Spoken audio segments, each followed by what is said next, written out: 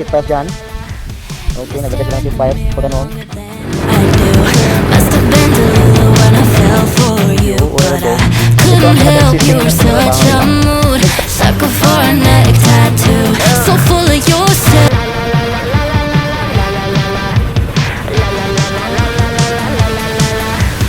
You stare in the mirror longer than I do. Must have been delulu when I fell for you, but I couldn't help. You were such a mood, sucker for a neck tattoo, so full of yourself. Okay, you need help. Your ego's tighter than your Gucci belt. Can't believe that I fell for the lies that you tell. I must be unwell. Oh well. Happy belated. Sorry couldn't make it. Your head's inflated. Your love is overrated.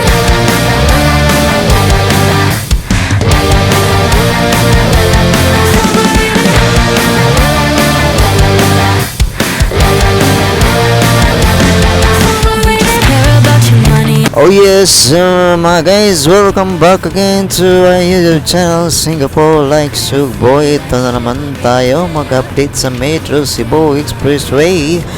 Nabalita natin mga guys na binisita ni BBM President Bongbong Marcos ang Metro Cebu dahil may plano siya na ipagpatuloy ang proyektong ito. So kaya sa ngayon nasugnaw binisita natin mga guys. So sana manood kayo until the end upang makita natin kung ano talaga ang totoong update sa proyektong ito.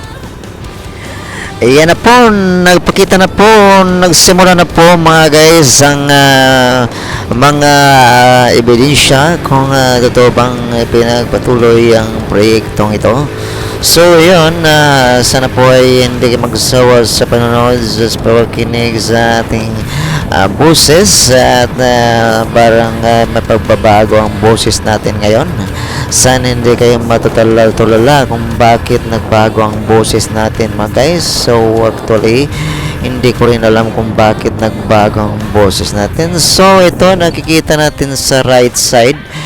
Yun mayroon tayong nakikita na mayroon talagang mga ebidensya yun, no? Mayroon na silang mga sheet files na lagay dito at nakapaglagay na silang sheet files yan. Ang sheet files na nilagay na mga guys, naghanda na po sila upang magpatuloy talagang proyektong ito. So mga guys, as what I have told you a while ago, huwag magsawa at don't stop watching video.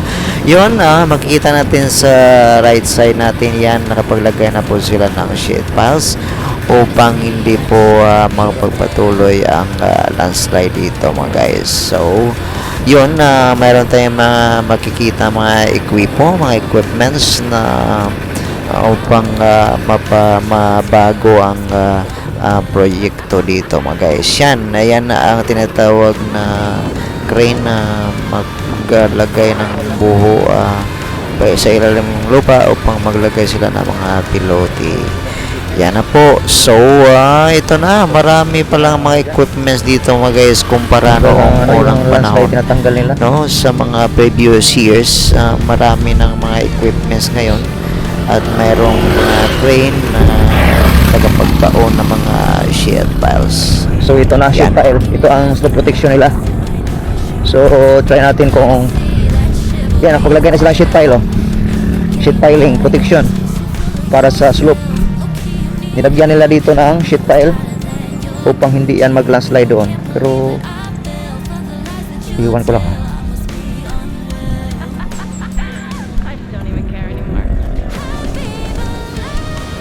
yun, may sheet file sila doon pero delikado ito pag punta tayo dito baka ma-landslide. So yan, tingnan nyo ang ano nila hindi siya nakaslope, dapat nakaslope yan, ganyan dapat nakaslope yan, no? Kita nyo lumilikat mo kung bigay na. So tapos nilagyan nila doon ng sheet file upang hindi mag-landslide. Ito malaki, may sheet file dito. Sheet file. Tapos itong pinapatungan natin, delikado ka landslide, may bako doon sa ilalim mo. Yan. Even care anymore. Yan. Naglagay sila ng sheet pass dyan. Okay, naglagay sila ng sheet pipe pag ganoon. Punta doon upang hindi mag landslide papunta doon sa my creek o doon sa maliit na river doon. Tingnan mo yung bahay yung natabunan. So yun lang, no? So dear to you, walking with my flag and the sign on my shoes. Clear to see that chivalry is dead. Hate the game, I guess. So full of your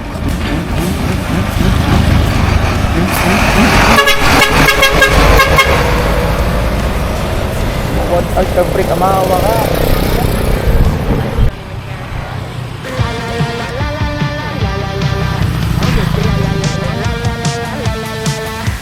You stare in the mirror longer than I do. Must have been delulu when I fell for you, but I couldn't help. You were such a mood, sucker for a neck tattoo. Mga guys, huwag pong magsawa sa panonood.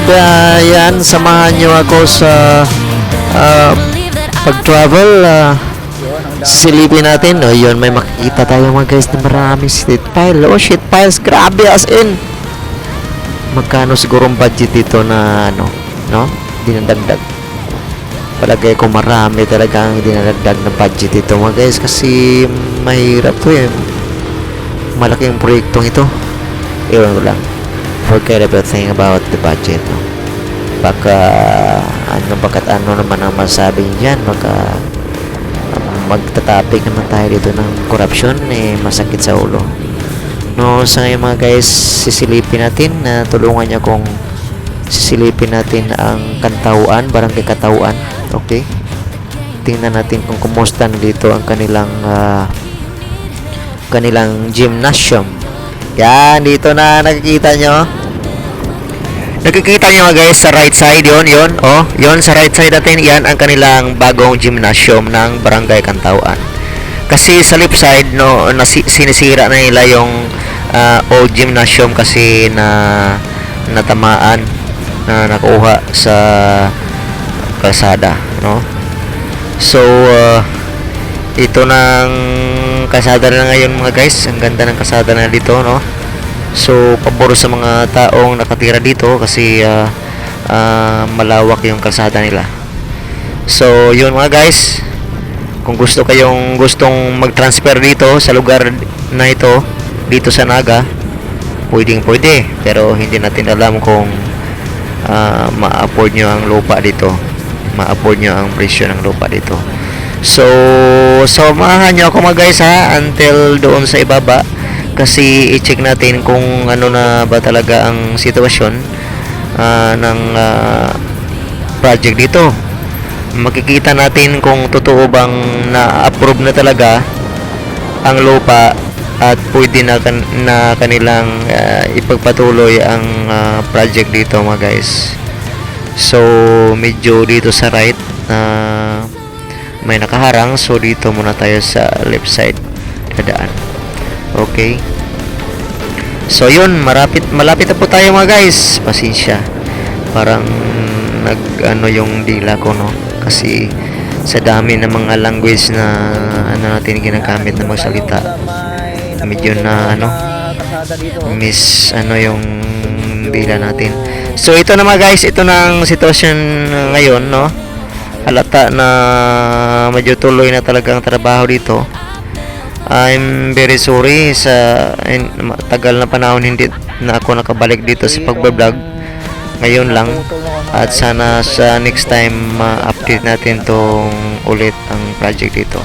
So ito naman guys, so makita natin na nababawasan na. So meaning to say na-approve na talaga ang lupa dito. Pwede na silang makapagpatuloy sa kanilang project dito mga guys.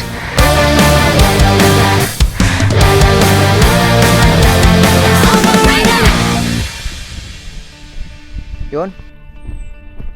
Nakaabot na sila doon sa may malapit na mga dugtong. Okay. Nakakating na sila doon, punta doon. So i-try natin puntahan doon mga guys kabila upang makita natin kung nakaabot naman sila sa pagbawas ng lupa doon. Okay. Kumusta ang project dire? Kumusta ang project dire? Metro Cebu, okay ra? Bye.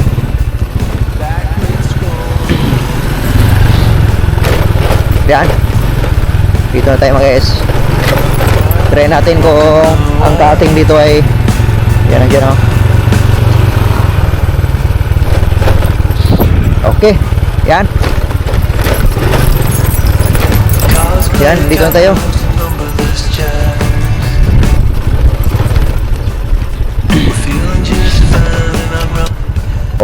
Old road ng Metro Cebu, ng pinakaunang project. At saka ito ang nakating na nila. Okay, so subukan natin tingnan doon. Wala tayong drone kasi sira ang drone natin.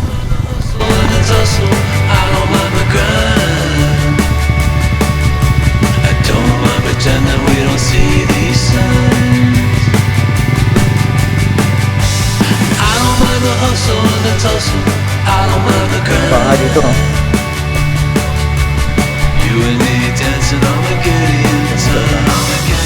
Subukan na natin yung motor yun. Okay.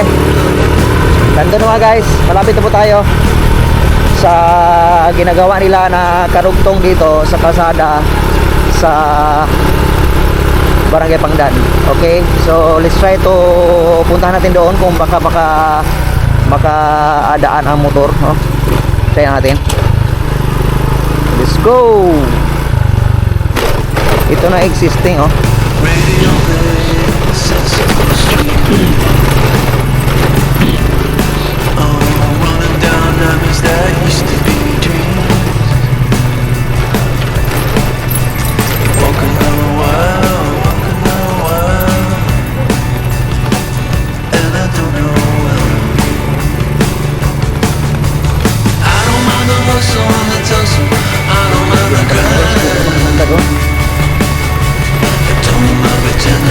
So ito ang existing ha, ang existing nila na ginagawa. Ito ang karugtong na kalsada galing sa Barangay Pangdan. Ito ang lupa na rason kung bakit medyo natagalan sila sa pagpatuloy sa trabaho dito mga guys.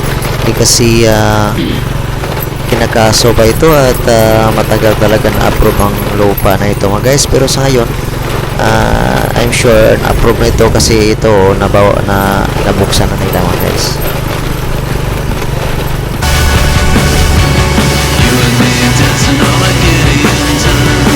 Oo. Look at the backhoe, yung ginaan natin na backhoe kanina. Couldn't help, you were such a mood. Sucker for a neck tattoo. So full of yourself, low-key you need help. Your ego's tighter than your Gucci belt. Can't believe that I fell for the lies that you tell. I must be unwell. Oh well. Medyo nahirapan ang motor ko dito pang makaahon mga guys kasi malaki ang lubak-lubak at buho. Wala kasing spike ang motor ko kaya dito bumaba ako at tinutulak ko na lang sabay ang paano ng makina, papaanda ng makina. Yan, nakaahon na, so pwede na tayong mag-proceed. Yun.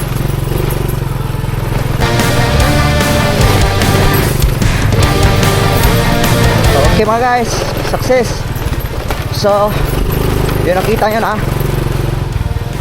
Okay, nakita nyo na ang kasada na binabaybay natin na hindi pa nasa semento.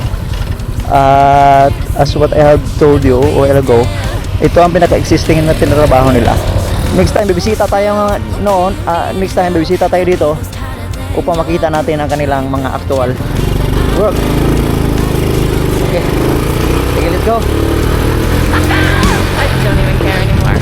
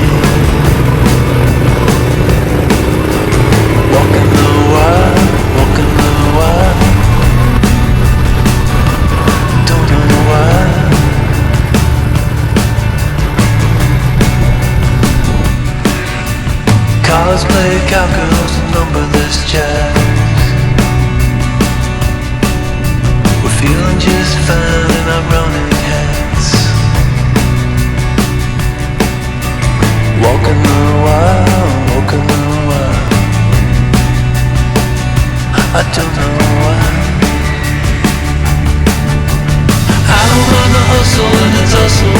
I don't mind the grind. I don't mind pretending we don't see these signs.